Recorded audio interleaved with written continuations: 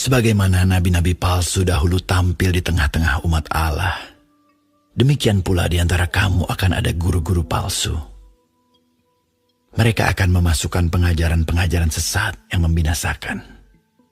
Bahkan mereka akan menyangkal penguasa yang telah menebus mereka, dan dengan jalan demikian segera mendatangkan kebinasaan atas diri mereka. Banyak orang akan mengikuti cara hidup mereka yang dikuasai hawa nafsu, dan karena mereka jalan kebenaran akan dihujat. Dan karena serakahnya, guru-guru palsu itu akan berusaha mencari untung dari kamu dengan cerita-cerita isapan jempol mereka. Tetapi untuk perbuatan mereka itu, hukuman telah lama tersedia dan kebinasaan tidak akan tertunda.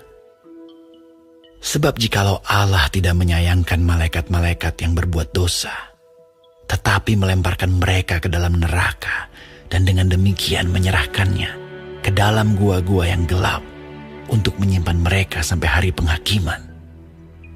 Dan jikalau Allah tidak menyayangkan dunia purba, tetapi hanya menyelamatkan Nuh, pemberita kebenaran itu, dengan 7 orang lain ketika ia mendatangkan air bah atas dunia orang-orang yang fasik.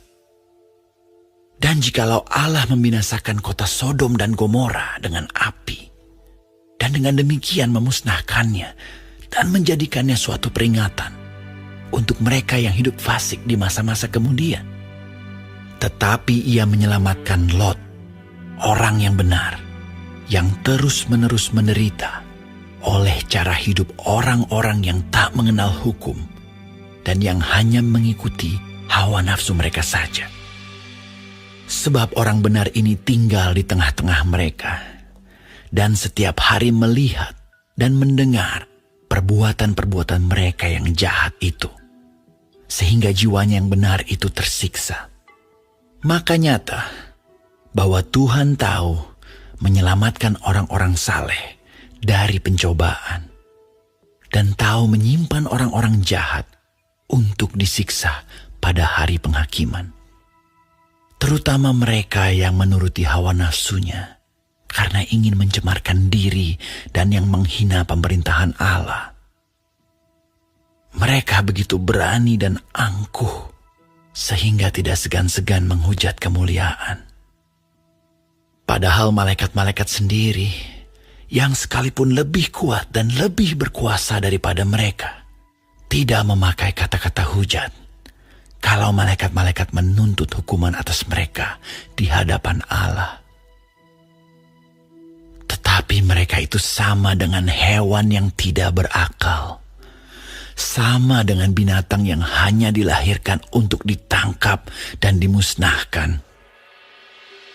Mereka menghujat apa yang tidak mereka ketahui, sehingga oleh perbuatan mereka yang jahat, mereka sendiri akan binasa seperti binatang liar dan akan mengalami nasib yang buruk sebagai upah kejahatan mereka. Berfoya-foya pada siang hari, mereka anggap kenikmatan. Mereka adalah kotoran dan noda yang mabuk dalam hawa nafsu mereka kalau mereka duduk makan minum bersama-sama dengan kamu. Mata mereka penuh nafsu zina, dan mereka tidak pernah jemu berbuat dosa. Mereka memikat orang-orang yang lemah. Hati mereka telah terlatih dalam keserakahan. Mereka adalah orang-orang yang terkutuk. Oleh karena mereka telah meninggalkan jalan yang benar, maka tersesatlah mereka, lalu mengikuti jalan Bileam, anak Beor, yang suka menerima upah untuk perbuatan-perbuatan yang jahat. Tetapi Bileam beroleh peringatan keras untuk kejahatannya. Sebab keledai beban yang bisu berbicara dengan suara manusia dan mencegah kebebalan nabi itu. Guru-guru palsu itu adalah seperti mata air yang kering, seperti kabut yang dihalaukan taufan. Bagi mereka telah tersedia tempat dalam kegelapan yang paling dahsyat. Sebab mereka mengucapkan kata-kata yang congkak dan hampa, dan mempergunakan hawa nafsu cabul untuk memikat orang-orang yang baru saja melepaskan diri dari mereka yang hidup dalam kesesatan. Mereka menjanjikan kemerdekaan kepada orang lain, padahal mereka sendiri adalah hamba-hamba kebinasaan. Karena siapa yang dikalahkan orang, ia adalah hamba orang itu. Sebab jika mereka, oleh pengenalan mereka akan Tuhan dan Juru Selamat kita, Yesus Kristus, telah melepaskan diri dari kecemaran-kecemaran dunia, tetapi terlibat lagi di dalamnya, maka akhirnya keadaan mereka lebih buruk daripada yang semula.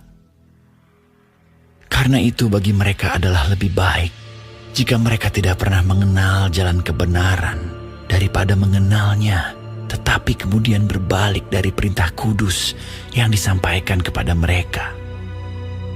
Bagi mereka cocok apa yang dikatakan peribahasa yang benar ini. Anjing kembali lagi ke muntahnya, dan babi yang mandi kembali lagi ke kubangannya.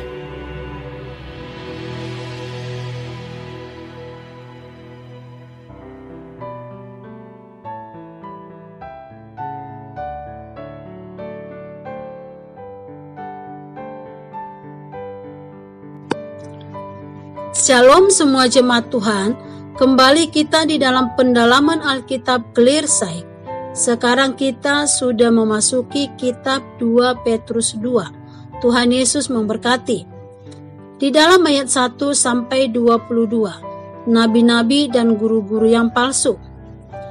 Melihat bahwa jemaat Tuhan sedang berhadapan dengan pengajar-pengajar palsu dan berusaha menyusupkan ajaran sesat mereka, maka Petrus memberikan kiat-kiat untuk mengenal mereka dan ajarannya. Apakah ajarannya itu benar atau sesat? Yang pertama, dalam perilaku sehari-harinya, para penyesat itu lebih mengutamakan praktek pemuasan hawa nafsu daripada menjalankan dan mempertahankan kesucian Allah. Yang kedua, ajaran mereka menyangkal Kristus dan penebusannya. Yang ketiga, pelayanan mereka didasarkan pada keinginan untuk mencari keuntungan. Yang keempat, tujuan pelayanan mereka adalah mencemarkan dan menghina kedaulatan Tuhan. Petrus menasihati jemaat untuk tidak takut kepada mereka, karena mereka pasti akan dihukum. Petrus memaparkan bahwa dari zaman ke zaman selalu ada penyesat, dan penyesat itu akhirnya akan dibinasakan Tuhan. Tuhan tahu cara menyelamatkan umatnya dari penyesatan. Tuhan juga tahu membinasakan para penyesat. Tuhan berdaulat menentukan kapan waktunya. Kita harus waspada dengan disiplin rohani, baca firman Tuhan setiap hari, renungkan dan lakukan. Terlibat dalam pelayanan, ikut di dalam pembinaan iman yang diselenggarakan di dalam gereja, supaya kita tidak mudah digoyahkan oleh para penyesat tersebut. Kita perlu kuat dan kokoh iman kita kepada Tuhan Yesus, terkhusus yang baru percaya kepada Yesus yang disebut bayi rohani. Ini akan mudah mereka susupi, dan mereka yang sudah meninggalkan kebenaran, mereka akan dengan mudahnya untuk mempengaruhi mereka dan menawarkan segala kenikmatan dunia ini, poya-poya, seks bebas, kemewahan, keangkuhan, kebebasan, dan banyak hal lagi, tetapi pada akhirnya menuju kepada kebinasaan. Karena itu kita sebagai pengikut Kristus harus yakin bahwa Kristuslah satu-satunya yang mampu membebaskan dan mengutuhkan kehidupan kita. Semangat untuk mengarahkan diri dan ketaatan hanya kepada Tuhan Yesus, sehingga tidak ada peluang bagi penyesat untuk menggoda kita. Marilah kita jadikan Tuhan Yesus sebagai pusat kehidupan kita. Sekali Yesus, tetap Yesus. Amin. Tuhan Yesus memberkati.